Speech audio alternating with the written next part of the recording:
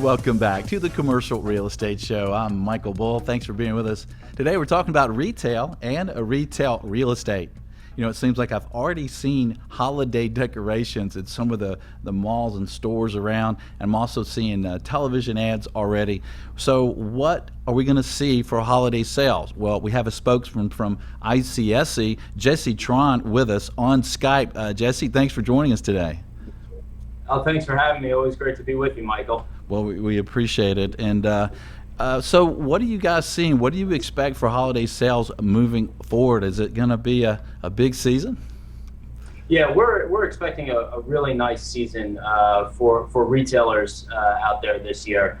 We have a couple of different touch points that we can get into. We have a economic modeling forecast. That's about 3.3%. And then we also did a consumer intention survey. But let's start with the forecast. At 3.3%, that's year-on-year growth, remember. So last year was around 3.9. So to do a 3.3 on top of a 3.9 is actually really a nice increase and incredibly strong. And what we're seeing is basically all of the macroeconomic indicators are pointing to the reason for that 3.3% growth rate. We have a decreased gas prices, and the important part with gas is that it's been decreased for a long, sustainable period of time. And that's what really makes a difference when we talk about the addition of discretionary income back in consumers' pockets. Remember, a penny drop in gas can mean $1 billion back to consumers, but you need to see that over a sustained period of time for the consumer to actually realize it, have that wealth effect, and then go out and spend from a retail perspective. Also, we're seeing pretty strong job growth. It's not outrageous, but it's steady. And we're seeing a little bit, some of the detrimental factors is that wage growth hasn't quite been there, but it's been kind of flat. So we don't think that that's going to drag anything down too much. And some of the issues with global financial markets have also sort of steadied enough to the point where we don't see any of those being huge detrimental factors. The positive macroeconomic factors are going to win out this holiday season. Well, that's interesting. And help us put it in perspective, Jesse. So 3.3 increase from last year, 3.9 the year before. But how does that compare to, say, pre-recession times?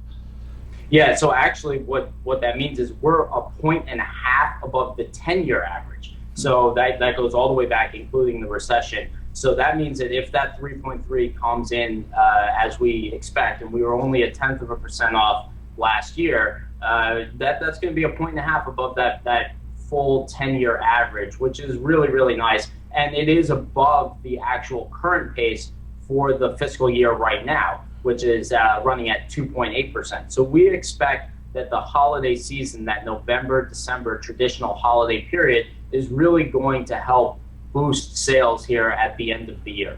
Well, that's good news. So what does the consumers tell you, though, in your survey? Are they telling you that as well? Yeah, they're telling us that we actually may be conservative on our statistical modeling because they're saying that they're going to spend on average $702 this year. That's up from $677, which is what they did last year. So actually, if all things play out the exact way, and again, this is a consumer intention survey, so this is what they are planning to do. We'll find out what they actually do come the holiday season. But if they stick to that, and they are pretty good about telling us, in the range that they're going to be at, we could even potentially be a little bit low on our forecast. So really, the consumers are feeling pretty positive about their overall station heading into this holiday season, and that's hugely important. And we've seen that echoed in some of the other consumer sentiment surveys that you do see out there from the government and otherwise. And consumers overall are feeling pretty good and pretty positive about themselves and about their fiscal situation heading into the holiday season. And it makes sense with the financial modeling that you just spoke of. So how much of the sales is going to be in-store and how much maybe online increase in sales or maybe online ordering and an in-store pickup? Yeah, it's good. I mean, without a doubt, Omnichannel is sort of that buzzword that's here to stay. we expect it to play out exactly that way this holiday season. The good news is for stores, 95% of the people that we surveyed said they are going to go make a purchase in store.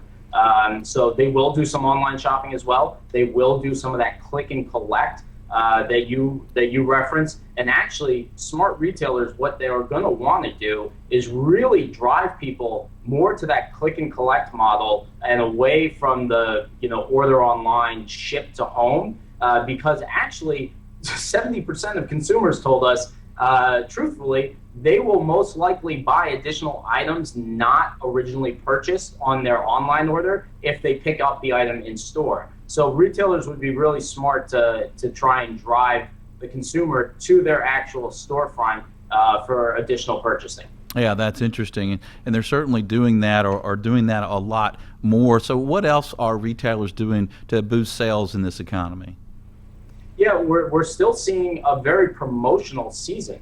And I don't think that's changed. We've really seen that over the past few years, and it seems like almost every year it ramps up. You start to see those ads and promotions and TV spots earlier and earlier every year. And actually, consumers are responding to that. What's interesting is that we are seeing a lengthening effect across the entire holiday shopping season, and really, truthfully, across the entire retail calendar. But since we're talking holidays, let's stick with that. 2/3 of consumers already started shopping and will have started shopping before Thanksgiving.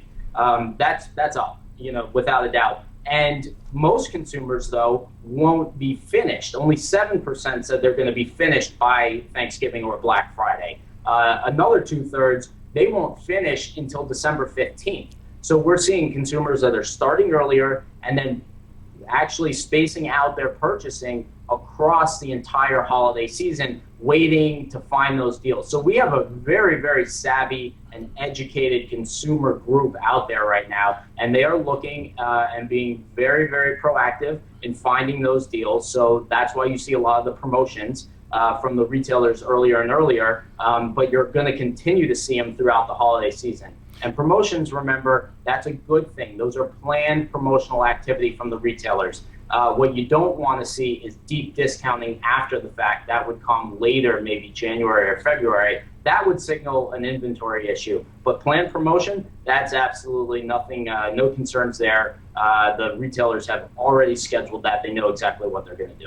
Well, that's great, and I'm glad their shoppers are starting earlier and finishing by the 15th. So when I got in the stores to shop Christmas Eve, I'll have the place to myself. I'll be able to park the General Lee right in front, right?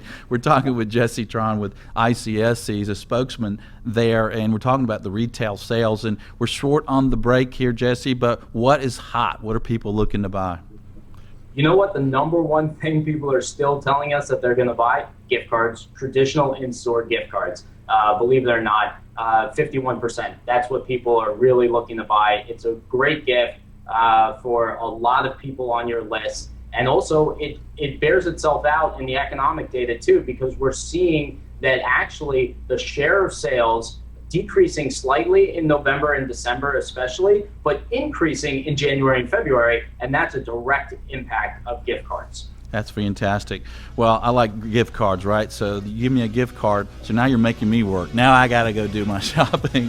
Jesse, hope we see you at the Southeast Conference, ICSC in Atlanta. Thanks for joining us.